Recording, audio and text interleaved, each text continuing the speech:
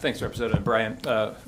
As was mentioned, Representative Joe Sosnowski from Rockford, Winnebago, Boone County area. I'm going to talk a little bit about adoption. I'm a strong advocate for adoption and believe that we need to reform the state laws in order to create a system that both encourages adoption, makes it easier, and is something that people see as a viable option. And obviously, students and children that would be able to be adopted could find a much better environment than what they're in currently.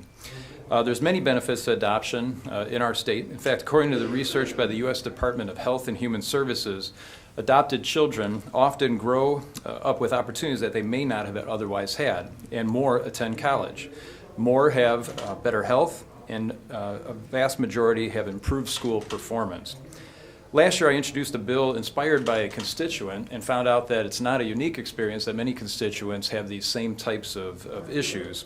In this particular case, DCFS helped a family who was interested in adoption. They'd been taking care of a child for quite a while, moved towards the adoption process, and then were given a court order and approved as the adopted parents.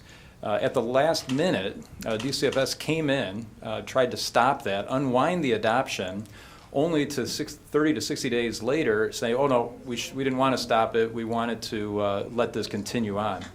I found out that, shockingly, this happens regularly in a system that has either too much bureaucracy, is hamstrung with too many tasks at hand, but the most important thing is, and the most detrimental thing, is that family spent time, money, resources, not just taking care of that child, but worked through the adoption process, spent money on the legal side, and then worked hand in hand with the department only to have that support pulled out from under them, in which case they had to go back and spend additional time and resources in the court. This is not the way to encourage adoption in the state of Illinois or around the country. After an order of an adoption by the court becomes final, state law should be clear that DCFS must fully support that and should not, unless there's reasons of fraud, or some illegal activity, should never step back in and try to unwind that. I've proposed this bill, which will hopefully make this system a much better system and a much better alternative for families. If DCFS withdraws or revokes a consent to adoption or appeals a finalized order of adoption, my bill will require the court under DCFS to reimburse the prospective adoptive parents and other interested parties for adoption expenses, including but not limited to all medical fees, costs, and all legal fees associated with that.